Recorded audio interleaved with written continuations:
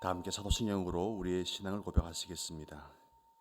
전능하사 천지를 만드신 하나님 아버지를 내가 믿사오며 그 외아들 우리 주 예수 그리스도를 믿사오니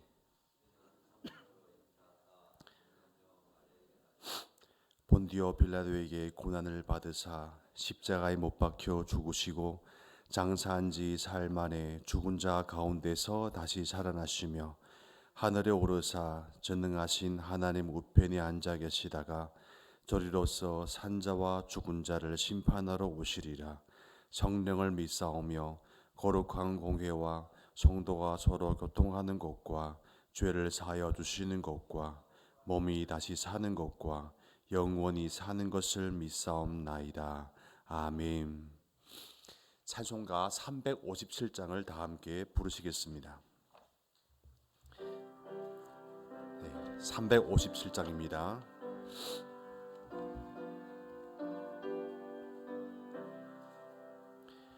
주 믿는 사람 일어나 다 힘을 합하여 이 세상 모든 마귀를 다 쳐서 멸하세. 저 앞에 오는 적군을 다 싸워 이겨라. 주 예수 믿는 힘으로 온 세상 이기네. 믿음이 이기네. 믿음이 이기네.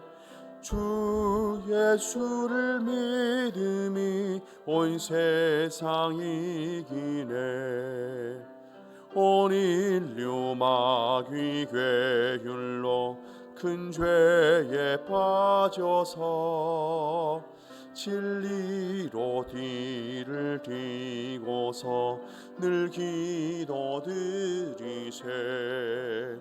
참 믿고 의지하면서 겁없이 나갈 때 주 예수 믿는 힘으로 온 세상 이기네. 믿음이 이기네. 믿음이 이기네.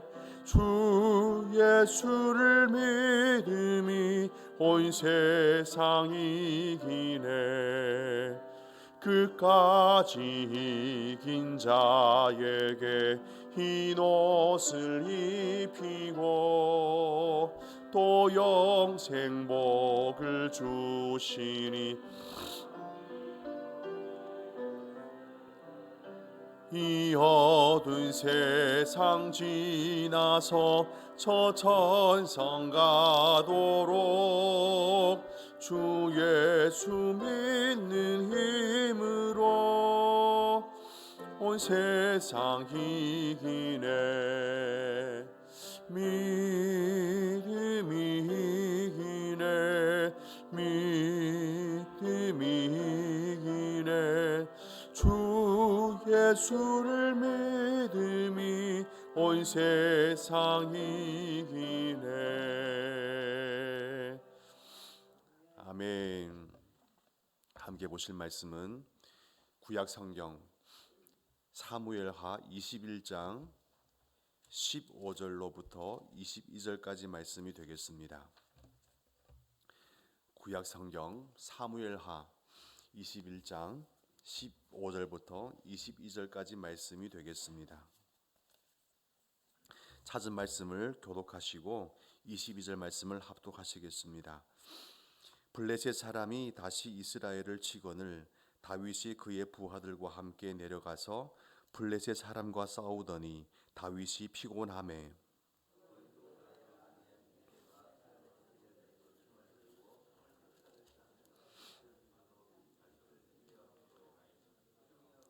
스루야의 아들 아비새가 다윗을 도와 그 블레셋 사람을 쳐 죽이니 그때에 다윗의 추종자들이 그에게 맹세하여 이르되 왕은 다시 우리와 함께 전장에 나가지 마옵소서.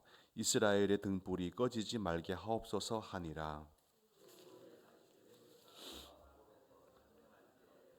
후사 사람 십북에는 거인족의 아들 중에 삽을 쳐 죽였고, 또 다시 블레셋 사람과 고벳에 전쟁할 때에 베들레헴 사람 야르오르김의 아들 엘하나는 가드 골리앗이 아우라흐미를 죽였는데 그 자의 창자루는 배틀채 같았더라. 전쟁할 때 그곳에 키가 큰 자 하나는 손가락과 발가락이 각기 6개씩 모두 24개가 있는데 그도 거인족의 조생이라. 그가 이스라엘 사람을 능욕함으로 다윗의 형 삼마의 아들 요나단이 그를 죽이니라. 가드의 거인족의 소생이 다윗의 손과 그의 부하들의 손에 다 넘어졌더라. 아멘. 새벽 예배 나오실 때 6분의 성도님께서 1첫 번째 예물을, 한 분의 성도님께서 감사의 헌금을 올리셨습니다. 감사의 제목을 나누겠습니다. 범사에 감사합니다. 믿음 주시고 구원의 은혜 주셔서 감사드립니다. 아멘. 오늘 읽은 본문 말씀은 다윗과 함께 그의 용사들이, 그의 부하들이 골리앗과 같은 거인 4명을 죽인 이야기를 큰 골자로 삼고 있습니다. 이 이야기를 이해하기 위해서는 우선 사무엘하 8장 1절 말씀을 한번 읽어볼 필요가 있습니다. 사무엘하 8장 1절 말씀을 한번 펼치시고 읽어보시겠습니다. 사무엘하 8장 1절 말씀입니다. 네, 함께 읽으시겠습니다. 그 후에 다윗이 블레셋 사람들을 쳐서 항복을 받고 블레셋 사람들의 손에서 메대암마를 빼앗으니라. 아멘. 사무엘하 8장 1절에 블레셋 사람들이 다윗에게 항복한 이후에는 더 이상 다윗의 역사에서 블레셋 사람들의 침공, 그들이 다윗을 괴롭혔다는 이야기는 더 이상 나오지 않습니다. 즉 블레셋의 존재는 8장 이후부터는 다윗의 주변에는 얼씬도 하지 못했는데 지금 21장에 와서 다시 블레셋 사람들이 다윗을 괴롭혔다는 이야기가 나오고 있는 것이죠. 이 본문에서 여러분과 저에게 주는 하나의 중요한 단어가 있는데요. 바로 다시란 단어입니다. 다시. 다윗의 향해 전성기는 어찌 보면 8장 이후부터 얼마 가지 못합니다. 10장까지가 딱 다윗의 인생의 최고의 전성기였습니다. 그리고 11장부터는 다윗의 인생은요, 다윗의 통치와 그의 모든 믿음의 생애는 쇠퇴에 들어섭니다. 여러분 기억하다시피 11장에는 어떤 사건이 있을까요? 바로 바세바 사건이 나옵니다. 바세바 사건 이후부터 다윗의 인생은 점점 몰락하는 혹은 무너지는 그런 인생과 믿음의 모습으로 여러분과 저에게 그려주고 있고, 사실 21장부터 사무엘하를 마치는 24장까지 전반적인 내용은 다윗의 인생을 그렇게 낙관적으로 그려주지는 않습니다. 그리고 바로 뒤에 시작하는 열왕기 상에 보면 다윗의 연로한 모습을 보여주는데, 그때 다윗의 그 모습은 어찌 보면 하나님의 사람이라고 말하기가 좀 민망할 정도로 많이 망가져 있는 그런 모습을 여러분과 저에게 보여주고 있는 것이죠. 성경은 다윗이라는 한 인물을 통해서 여러분과 저에게 하나의 깨우침을 주시는데, 바로 예수님께서 제자들에게 가장 많이 부탁했던 한마디 말씀입니다. 바로 깨어 있으라, 깨어 있으라, 그 얘기를 하고 싶은 것이죠. 믿음의 사람이 절대적인 우세의 자리에서 순식간에 절대적인 약세의 자리로 떨어질 때가 있습니다. 다윗의 인생을 보니까 그런 인생이었거든요. 최고의 믿음의 사람이었던 다윗이 순식간에 최고로 믿음이 없는 사람으로 표현될 때가 있는 것이죠. 바세바 사건 중심으로 다윗의 인생은 최고에서 또 최저로 떨어지는 그런 인생의 쓴맛을 맛보게 되는데요. 믿음의 사람이 절대적인 우세의 자리에서 순식간에 절대적인 약세의 자리로 떨어질 때가 어떨 때입니까? 다윗을 보니까 바로 죄 때문입니다. 죄가 들어오는 순간 믿음의 사람은요, 절대적인 우세의 자리에서 절대적인 약세의 자리로 추락하게 되는 것입니다. 많은 경우 믿음 안에서 여러분과 저가 좀 더 구하는 것은 무엇입니까? 바로 좀 더 있게 하고 좀 더 넉넉하게 하고 좀 더 편리한 삶을 살아갈 수 있는 것, 그것을 우리는 구하지 않습니까? 그러나 성경은 여러분과 저에게 이 모든 것 또한 좋으나, 그러나 가장 예수 그리스도를 따른 제자들이 구해야 할 것은 하나님 앞에서의 거룩한 삶이라고 말씀하고 있습니다. 그리고 말씀하기를 먼저 그 나라와 이를 구하라 그리하면 이 모든 것 또한 너희에게 더하신다고 말씀하고 있습니다. 우선순위의 문제인 것이죠. 다윗의 인생에서도 하나님 중심으로 오직 하나님의 영광만을 위해서 싸웠을 때 그의 인생은요, 그 없는 것 하나 부족함 없이 하나님께서 다 채워주셨습니다. 그러나 어느 순간 그에게 명예도 있고 지위도 있고 여러모로 사람들에게 힘을 행사할 수 있을 때 바로 그 자리에서 다윗의 인생은요 점점 추락하는 그런 인생으로 접어들게 되었다는 것이죠. 다윗의 인생을 통해서 여러분과 저에게 주는 하나의 중요한 교훈이 있습니다. 우리의 삶에서 은혜가 힘을 입으면 믿음이 더 강해지지만 그러나 죄가 영향력을 행사하기 시작하면 우리는 약해집니다. 믿는 사람은 어떤 사람입니까? 바로 은혜 안에 힘 있는 사람, 즉 은혜를 힘 입은 사람이 예수를 믿은 사람들이죠. 그렇기 때문에 예수를 믿은 사람은요 항상 믿음 안에서 전심으로 살아갑니다.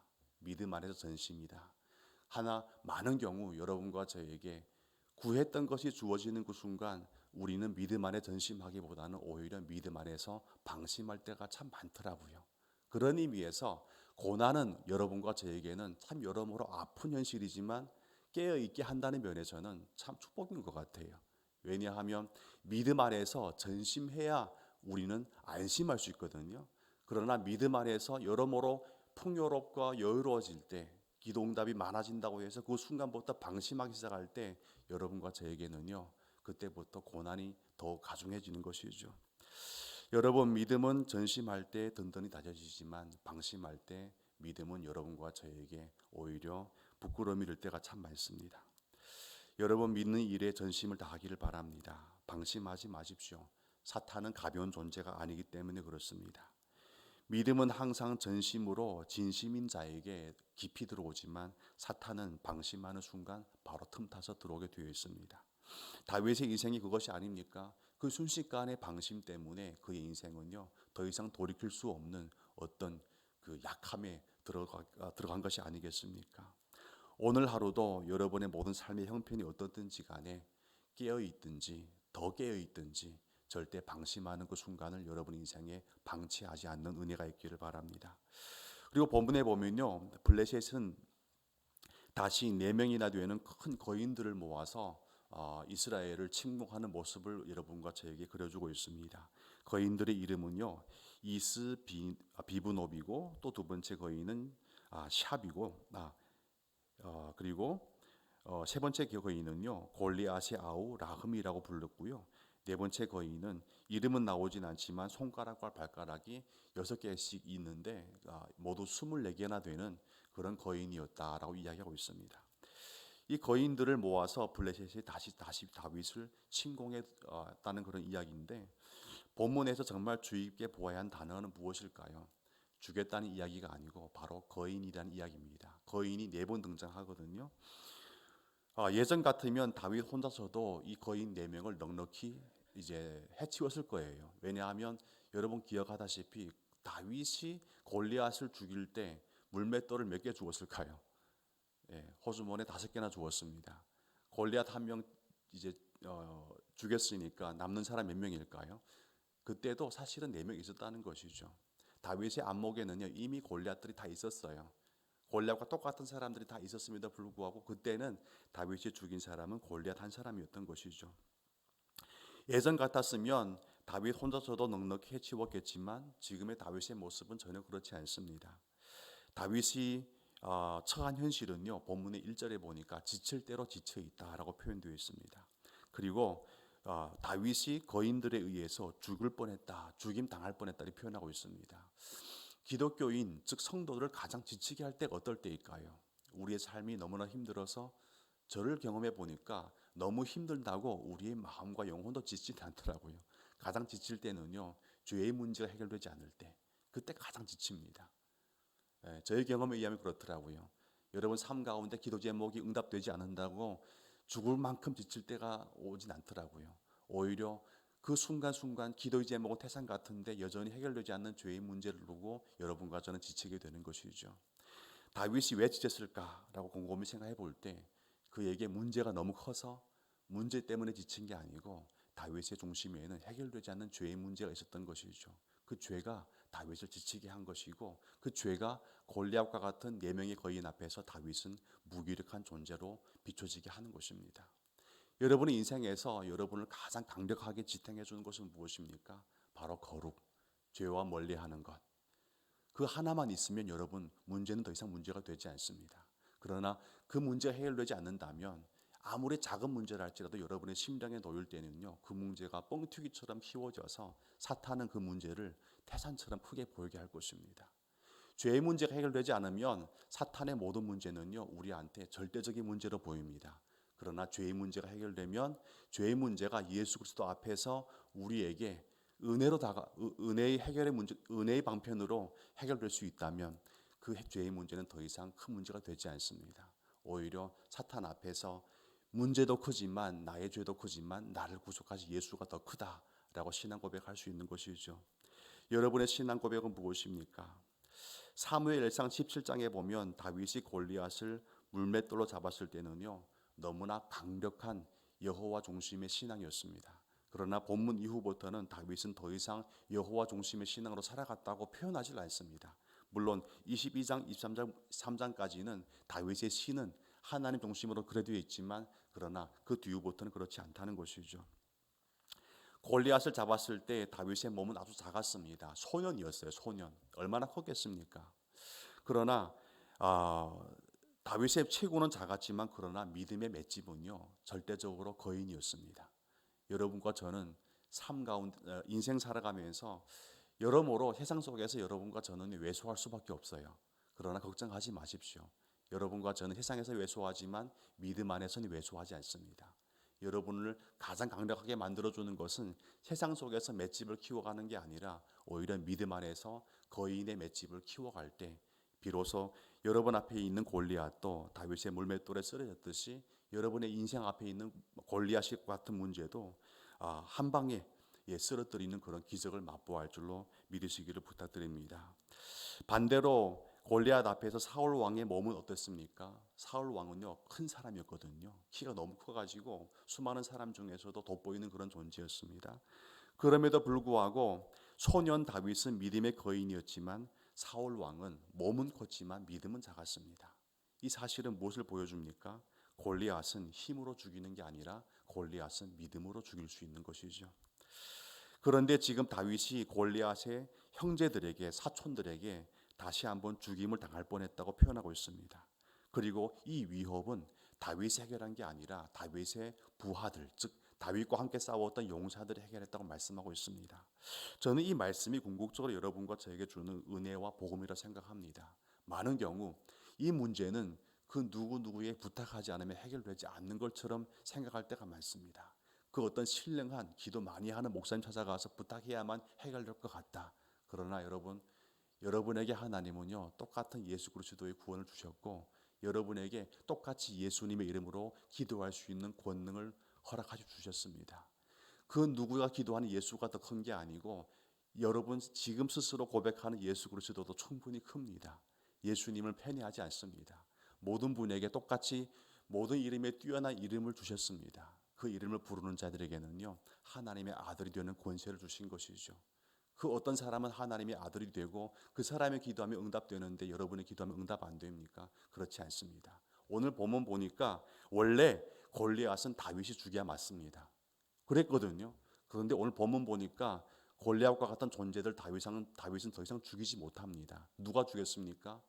절대적으로 가능하지 않았던 그의 부하들이 죽였다는 것이죠. 그런 의미에서 여러분 이 말씀을 적용해 본다면 여러분이 이 순간 이 자리에서 예수 이름으로 구하는 모든 기도에도 하나님은 충분히 은혜를 공급해 주십니다. 그러나 하나의 전제가 있습니다. 믿음의 거인이 되십시오. 그리고 믿음을 더욱더 앞세우고 믿음으로 더욱더 싸우십시오. 믿는 사람이 믿음으로 이기는 사람이 골리앗을 잡는 것이지 내가 한번 잡았다 해서 계속 골리앗을 잡는 것은 아니라는 것이죠. 이 순간 이 시간에 다른 사람의 간증을 들으시면서 기죽지 마시고 여러분도 충분히 골리앗을 죽이는 간증을 만들어낼 수 있다는 사실로 자부심을 가지고 간절히 예수님의 이름으로 부르짖는 새벽기도가 되기를 바랍니다. 여러분의 인생 앞에 있는 골리앗은요, 여러분이 죽이는 것이지 다른 사람이 죽이는 게 아니거든요. 각자 앞에 있는 태산과 같은 큰 문제가 있습니다. 그 어떤 사람에게 기도 부탁하기에 급급하기 전에 우선 먼저 여러분이 믿는 예수도 충분히 크다는 사실을 확인하시고 그 예수를 진심으로 믿는 사람이 되십시오. 믿는다면 여러분의 인생 앞에 있는 골리앗은요, 여러분이 던진 물맷돌 때문에 맞아 죽을 것입니다. 그러니 내가 믿는 예수도 충분히 크다. 내가 믿는 예수도 넉넉히 내 인생 앞에 있는 골리앗을 죽이게 한다. 그 믿는 믿음으로 오늘 하루를 그 어떤 상황 속에서도 행복한 성도의 기쁨과 그 만족으로 살아가는 은혜가 있기를 주님 이름으로 축복을 드립니다. 함께 기도드리겠습니다. 아버지 하나님, 오늘 본문 말씀 보니 더 이상은 다윗은 우리가 기대했던 그런 모습으로 싸우지도 않고 그런 모습으로 나라를 통치해 가지도 못합니다. 오히려 골리앗을 절대적으로 죽여야 했던 유일한 인물인 다윗은 골리앗과 같은 거인들을 죽이지 못하고 다윗 주변에서 그를 수종들던 사람들이 오히려 그 거인들을 죽였습니다. 오늘 하루 이 사실을 빌어서 우리에게 허락하신 예수 그리스도 이름이 나에게는 어떠한 존재, 어떠한 의미가 있고 어떠한 신앙 고백으로 고백되어지는가를 한번 짚어보기 원합니다. 다른 사람이 기도하면 되는데 내가 기도하면 왜 안 될까? 그 사람이 부르짖는 예수는 나보다 더 클까? 예수님께서 하나님의 은혜 안에서 나에게 허락하신 복은 이것뿐이란 말인가?